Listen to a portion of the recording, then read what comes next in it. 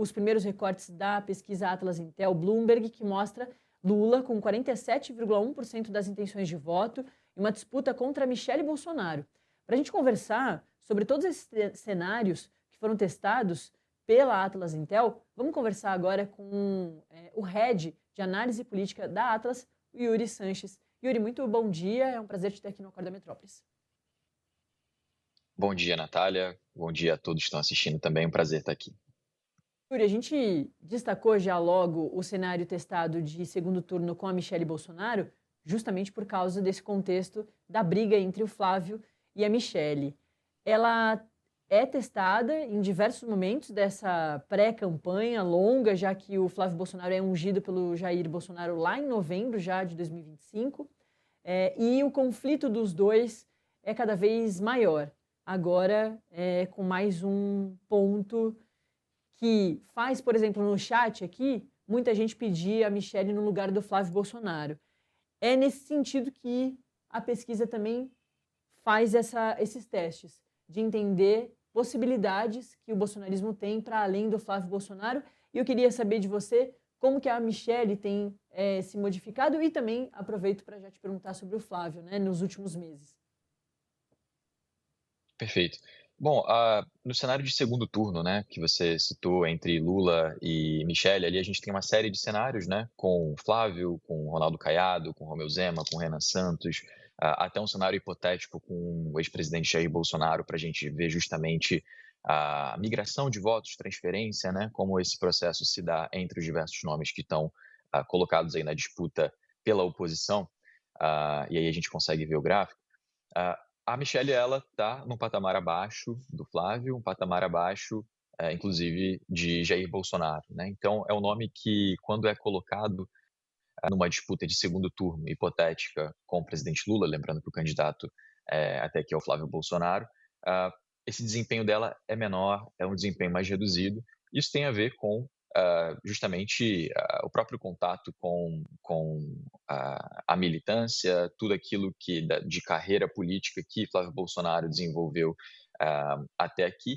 Mas sim, existe um impacto em relação aos últimos episódios mais recentes de desavenças, né. Mais recentemente a gente teve o próprio vídeo que ela gravou, e a gente vê que em meses anteriores, ah, a Michele Bolsonaro, especialmente em momentos de maior fragilidade do governo Lula, né, o governo Lula tinha abaixado suas intenções de voto em cenários de segundo turno, estava por volta de 45, 46% das intenções de voto, e aí, de uma maneira geral, oposicionistas capitalizavam bem em cima desse momento, e aí, naqueles momentos, Michele Bolsonaro estava em um patamar similar a Flávio, similar a Jair Bolsonaro.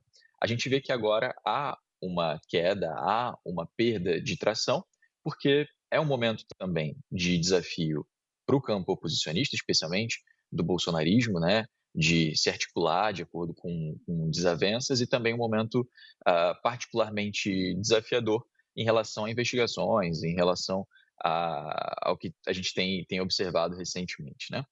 Ah, Agora, o que a gente vê em relação a Flávio Bolsonaro é um patamar de 42% das intenções de voto, que coloca ele 6 pontos percentuais atrás do presidente Lula.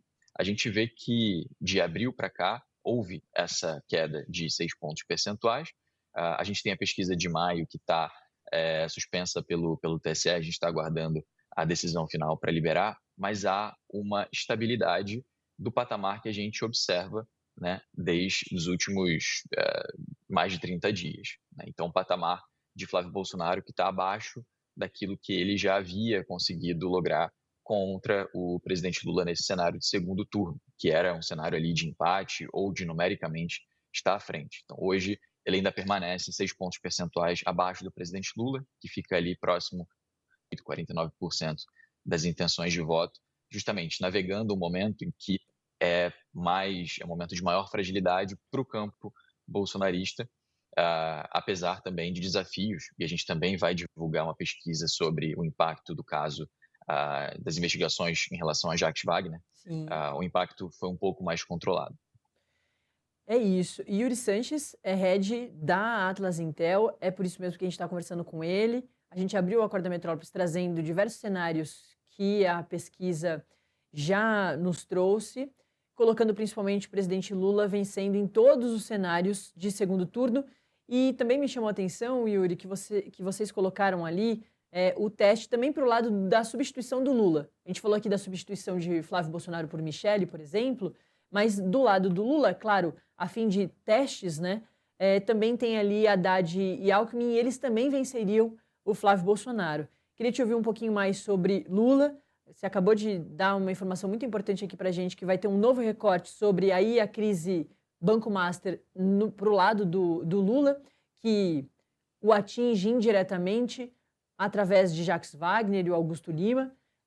Então, queria também que você falasse um pouquinho sobre o histórico do presidente Lula, que aumenta a sua vantagem por causa da crise do Banco Master com o Flávio Bolsonaro, mas que pode se modificar agora por causa da crise ali do presidente Lula também com o Banco Master. Em cenários em que a gente testa outros nomes, né, além do presidente Lula, então Fernando Haddad, Geraldo Alckmin, a gente tem um cenário que justamente capitaliza no momento de fragilidade do bolsonarismo. Isso faz com que a opção por um candidato que não seja Flávio Bolsonaro aumente. Isso acontece porque a gente tem dois polos, dois espectros bastante definidos, né, seja por uma adesão ao presidente Lula, ao PT, ou por uma aversão ao bolsonarismo, assim como do outro lado a gente também tem uma definição bastante clara de adesão ao bolsonarismo ou uma rejeição ao petismo, ao lulismo, né? A diferença aí é justamente a habilidade de você conquistar a parcela do eleitorado independente, que é o que acontece também nesse cenário quando a gente testa um nome como Fernando Haddad, como Geraldo Alckmin, contra Flávio Bolsonaro nesse momento, né? Então, houve momentos em que a campanha do Flávio, antes da divulgação dos áudios com o Vocaro, que ela estava melhor posicionada contra tanto o presidente Lula quanto também outros oponentes, Haddad ou Alckmin, né? Nesse momento, há uma prevalência de uma alternativa, ainda que não seja o presidente Lula, sobre Flávio Bolsonaro, tá?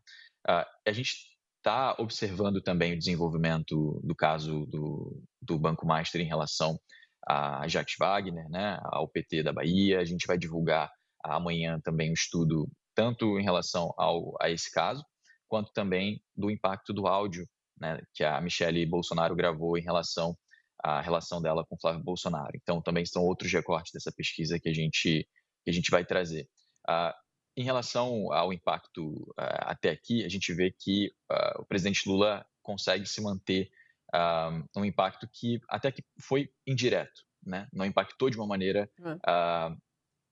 direta os números de avaliação, de aprovação, de intenção de voto. Então, até aqui, até onde as investigações chegaram, o presidente Lula consegue se manter em uma posição mais favorável, né? Mas a gente vai continuar observando os próximos desdobramentos para ver os impactos.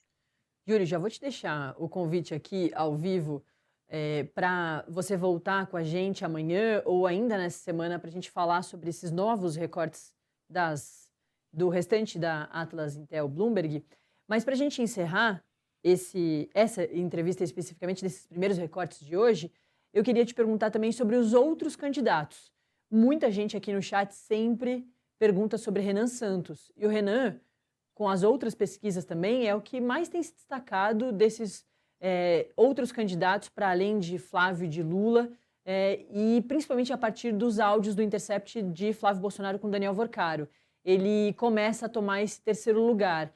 E nessa Atlas Intel agora, a gente está vendo os cenários ali de segundo turno, ele não tem o bom desempenho, ou um desempenho melhor como Ronaldo Caiado e Romeu Zema, mas em primeiro turno ele aparece em terceiro lugar, bem à frente de Ronaldo Caiado e Romeu Zema. Eu queria te ouvir também sobre não só o Renan Santos, mas os outros candidatos, como eles têm se movimentado com tudo isso, os acontecimentos aí de Brasil e de mundo também, né, tarifácio e tudo mais. É interessante porque depois da divulgação do áudio, né, do Flávio com o Vocaro, há ali uma reordenação das preferências e da compreensão do eleitorado sobre o que está em jogo na eleição e a percepção, a imagem que eles têm das lideranças políticas que estão se colocando como candidatos, né? Então, a gente tem, por exemplo, o impacto que foi direto no Flávio Bolsonaro, isso a gente percebeu através das pesquisas, mas a gente também teve um impacto principalmente em Romeu Zema. Romeu Zema vinha escalando ali aos poucos, um espaço maior no ambiente digital, né, a série de vídeos que ele estava fazendo com inteligência artificial em relação aos intocáveis, falando de Hum, privilégios do STF. Ali, naquele momento, ele estava em um momento de um crescimento, de uma consolidação do seu espaço, mas ali, quando vem o áudio do Flávio, ele imediatamente se posiciona de uma maneira contrária a Flávio Bolsonaro. Isso faz com que haja uma espécie de resposta do campo bolsonarista, ao qual ele ah, tem uma proximidade, uma percepção de vínculo maior, que faz com que esse eleitor olhe com mais desconfiança para Romeu Zema, né? O Ronaldo Caiado, ele também tenta navegar nesse espaço. ah, Também, ele, apesar de no primeiro momento ter sido um pouco mais comedido no seu posicionamento, depois foi bastante empático sobre dificuldades, né, que pessoas com acusações, como as que Flávio estaria enfrentando, teriam dificuldades de competir contra Lula. Isso faz com que esse espaço, né, e justamente as propostas que Romeu Zema e que Ronaldo Caiado têm colocado na mesa até aqui, ah, possuem certa similaridade com propostas que Flávio Bolsonaro, que o campo bolsonarista tem proposto. E aí, para quem busca uma alternativa fora do que o PT propõe, que o presidente Lula propõe, e que alternativas como Flávio, Caiado e Zema propõem, o Renan Santos surge aos poucos ocupando esse espaço. Isso faz com que ele tenha tido um crescimento na nossa pesquisa, chega a 7,8% das intenções de voto, e o desafio reside justamente em ampliar a base de diálogo, a base do eleitorado com o qual ele dialoga, né? Hoje o eleitorado do Renan Santos ele é bastante concentrado em o eleitorado masculino, mais novo, mais jovem, uh, o desafio é justamente você ampliar essa base, né, para faixas de renda maiores, uma variedade maior de faixas de renda, de idades, também dialogar de uma maneira mais próxima com o eleitorado feminino, para que haja uma consolidação e prognóstico maior de crescimento. hum. Mas a gente vem observando o Renan ocupar bastante esse espaço de insatisfação com as opções que têm se colocado até agora nas pré-candidaturas. Perfeito. Yuri Sanches, head da Atlas Intel, que esteve aqui para analisar junto com a gente esses primeiros dados da Atlas Intel, mas eu já convidei o Yuri para ele voltar amanhã e a gente tem ainda mais tempo para falar desses e dos próximos que vão sair. Obrigada, viu, Yuri? Foi ótimo. Eu que agradeço, Natália, e estou à disposição para retornar aqui amanhã. Obrigado pelo convite. Valeu. Bom trabalho. Yuri